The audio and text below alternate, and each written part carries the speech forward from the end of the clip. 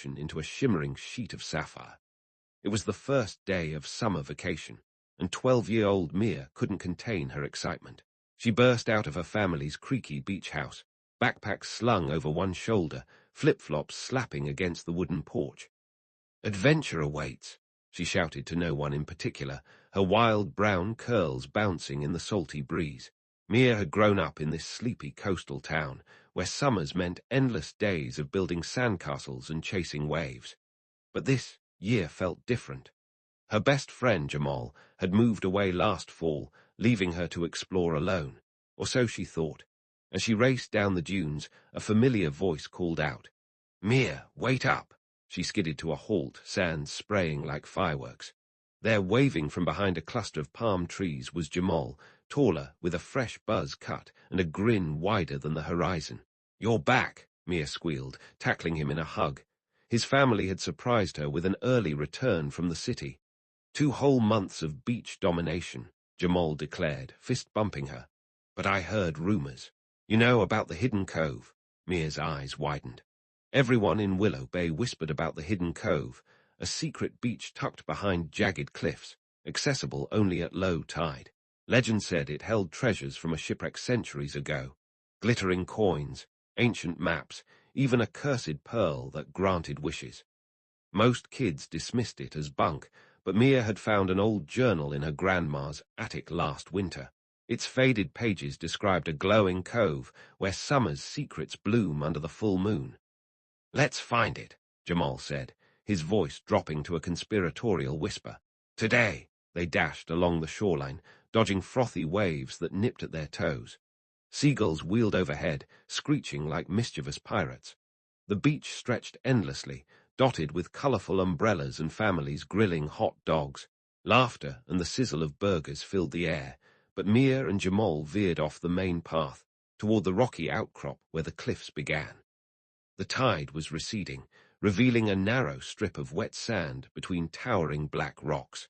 "This is it," Mia said, consulting the journal's scribbled sketch. They squeezed through a gap, hearts pounding. The passage was tight, seaweed brushing their legs like ghostly fingers. One wrong step, and the sea could swallow them whole. Emerging on the other side, they gasped. The Hidden Cove unfolded like a dream, a crescent of powdery white sand cradled by cliffs draped in flowering vines. Palm trees swayed lazily, their fronds whispering secrets. In the center sparkled a tide pool, alive with starfish and darting fish that flashed rainbow colors in the sunlight. But what stopped them cold was the cave mouth at the far end, half hidden by driftwood. "Whoa," Jamal breathed. "It's real." They explored cautiously, collecting seashells that clinked like treasure. Mia pocketed a perfect spiral conch, its pearlescent inside glowing faintly. As the sun dipped lower, painting the sky in oranges and pinks, they approached the cave. Inside, the air cooled, carrying the tang of salt and something sweeter, like ripe mangoes. "Look," Jamal pointed to wall carvings, ships, mermaids, a full moon over waves. In the dim light, they spotted a wooden chest, half buried in sand. Mia's hands trembled as she brushed it free. It was locked, encrusted with barnacles, but a rusted key dangled from a chain nearby, the journal's key of the tide. With a click, the chest sprang open.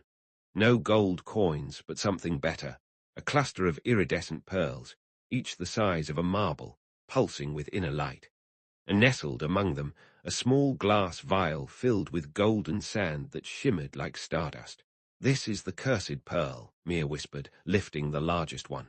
Legend said it granted one summer wish, but only if you dove into the cove at midnight under a full moon. Stealing it brought endless bad luck. Jamal frowned. "Cursed. Nah, it's magic. What do you wish for?" Mia thought of her empty summers without him, the loneliness of quiet beach walks. "I wish for the best summer ever. Friends, adventures, no goodbyes." As she spoke, the pearl warmed in her palm. A soft glow filled the cave, and the tide pool outside bubbled like champagne. They pocketed a pearl each and raced back through the passage just as the tide turned, waves crashing hungrily behind them. That night the beach house buzzed with barbecues and bonfires. Mia's parents hosted a block party, strings of fairy lights twinkling against the stars. Jamal's family joined, and soon half the town was there. kids roasting marshmallows, adults strumming guitars. Mia clutched her pearl, watching fireflies dance like tiny suns. Midnight approached, the full moon rising fat and silver. "Time for the dive," Jamal said. They slipped away to the cove's edge, the party noise fading. The water lapped invitingly, warmer than usual. Heart thumping, Mia dove in, pearl clutched tight. The sea embraced her like a friend, currents carrying her deeper. Schools of fish swirled around, their scales sparkling. At the bottom, a coral arch glowed, and through it, visions flashed. Endless beach days, new friends arriving, Jamal staying forever. She surfaced, gasping, the pearl now dull and ordinary. Jamal whooped from the shore. "Did it work?"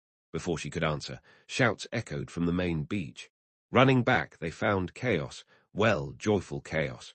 A busload of kids from the city had arrived unannounced, cousins and neighbors Jamal knew. "Summer camp exchange," one yelled.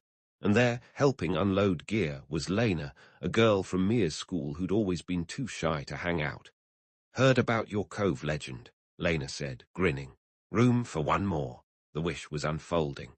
Days blurred into a whirlwind of summer bliss. Mornings meant surfing lessons, Jamal teaching Mia to catch waves like pros. They'd wipe out spectacularly, laughing until their sides hurt, salt water stinging their eyes. Afternoons were for epic sandcastle battles, fortresses with moats, drawbridges of driftwood, defended by water guns filled with ice-gold sea spray. One scorching day, they discovered a sea turtle nest. Tiny hatchlings, no bigger than Mia's hand, struggled toward the waves. "Help them," Lena cried. The group formed a human chain, guiding the flipper-flapping babies past nosy crabs. As the last one paddled free, the sun set in a blaze of glory, and they cheered like they'd won the Olympics. Evenings brought bonfires where stories flowed like the tide. Old-timers spun yarns of pirate ghosts haunting the cove, while the kids shared their pearl adventures. Mia's journal became the group's Bible, pages filled with new sketches. Lena's doodles of mermaids, Jamal's maps of hidden grottos. But magic has twists. One stormy afternoon, dark clouds rolled in, lightning cracking like whips. The group huddled in the beach house, playing board games as rain hammered the roof. Mia's pearl, now in her pocket, grew cold. That night she dreamed of the cave flooding, the chest vanishing. Waking to blue skies, they returned to the cove. The chest was gone, swept away, but the tide pool teemed with new life, jellyfish pulsing like living lanterns. "The curse," Jamal wondered. "Nah," Mia said. "A gift. Summer's not about keeping treasure, it's about sharing it." Yet adventure called again. Exploring further, they found a message in a bottle bobbing in the pool. "Seek the glowing reef at dawn." Captain E, the journal mentioned Captain Elias, the shipwreck survivor who'd hidden the pearls.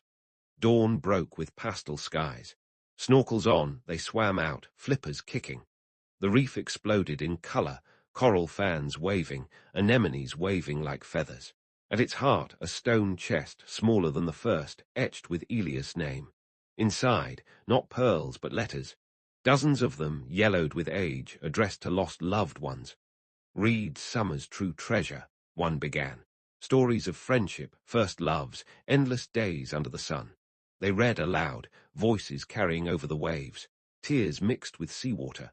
Lena found a letter for a girl named Myra, almost Mia. "It's like it was meant for us," word spread. The cove became a summer hub, kids from town flocking for letter reads at sunset.